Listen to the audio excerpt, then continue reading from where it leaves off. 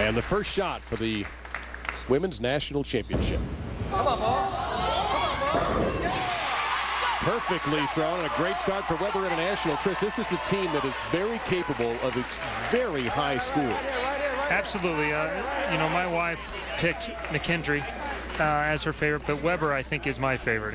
And it really will hinge, I believe, on Ashley Galante. She's been on Junior Team USA a few times. She was on a national championship team for Pikeville 2 years ago. She's really struggled, but she looked like she got her rhythm back. And if she starts striking, this Weber team is really dangerous. Randy Branker. And gets a little favorable kick on the 10-pin. So we're even up. Great shots right out of the gate. No nerves going for these two leadoff bowlers. Come on, Doug, baby. Here we go. Weber International out of Babson Park, Florida, about 45 minutes to an hour, depending on who's driving, away from Orlando. Come on.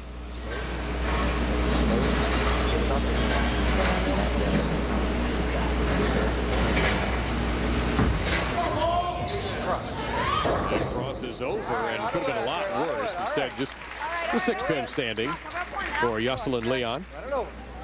Relatively easy spare. Although spares have given this Weber team a little bit of trouble throughout this competition. As many strikes as they've thrown, they've been extended a lot more games than McKendree has been. Well, that's the interesting factor here. McKendree only had to play 27 games and going 4-0. While Weber had to play 41 games.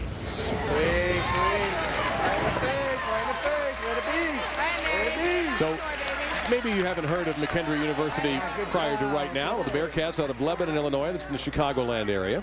Founded in 1828. Very small enrollment, but look at that at the bottom. How about that as the oldest college in the great state of Illinois? This is their 8th visit to the Nationals, by the way.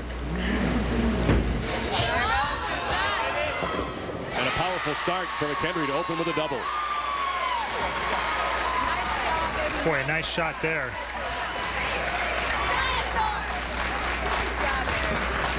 Mary has a tendency to push it away a little bit to the right, but she gets it back in line most of the time.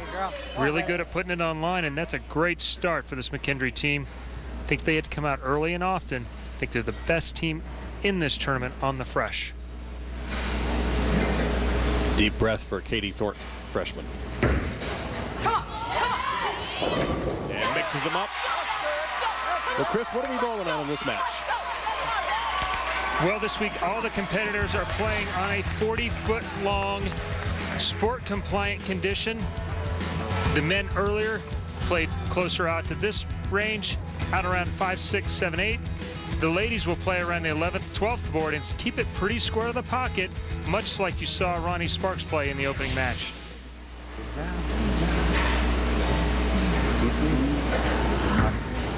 That one got away.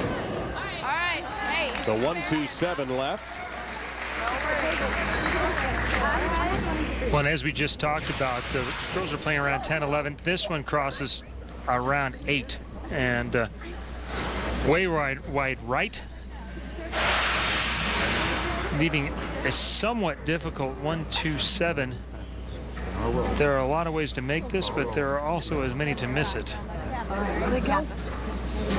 This is there many ways to pronounce Danielle's last name.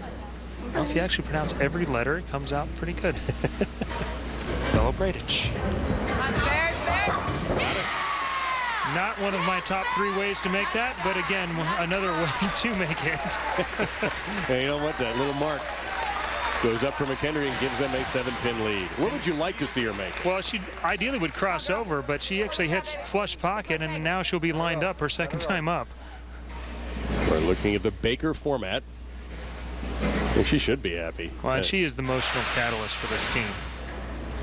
And here's the secret, or maybe not so secret, weapon for Weber, Ashley Galante.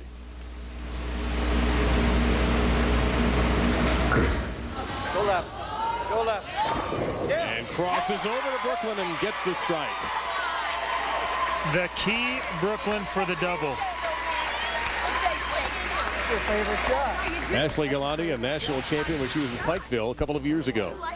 And this ball should be coming at us, but instead hits well left of target. Never had a chance to go to the right side of the head pin. That's the head pin going back, rolling off the 5 pin and the 9 for a key double and the lead. By 3.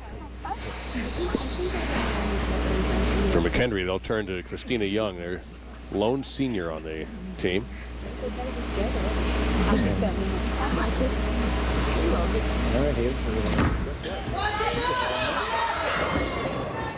And she'll have the 2-8 to stare at. Young considers herself kind of the team mother. As the only senior, she feels like she's the one that somebody needs to talking to. She'll do it, but she also is very quick to credit her teammates that they'll do it for her if she needs to be picked up. And what she'll have to do here is she'll have to hit the inside right of the 2 pin and where the ball hitting both pins ideally. It's got to hurry. So an open for McKendree has opened the door for Weber International and given them a 16-pin lead. And another weapon for Weber is Haley Beavis, a grad student actually from Southampton, England. And if she gets going, she is like Reggie Miller at the foul line in the last minute of a game. She's been unbelievable this tournament. She's struck in the 10th no less than 7 times to win games for Weber International. Come on, ball. Come on, ball. We're used to that sight. We've been watching her for 2 days, and it's rare to not see her strike. And that's what makes Ashley such a key there. They had a strike in the 3rd. Ashley does get the lucky crossover strike in the 4th, and now it's turned into a triple. And instead of being 4 or 5 pins ahead, now they're up by 26.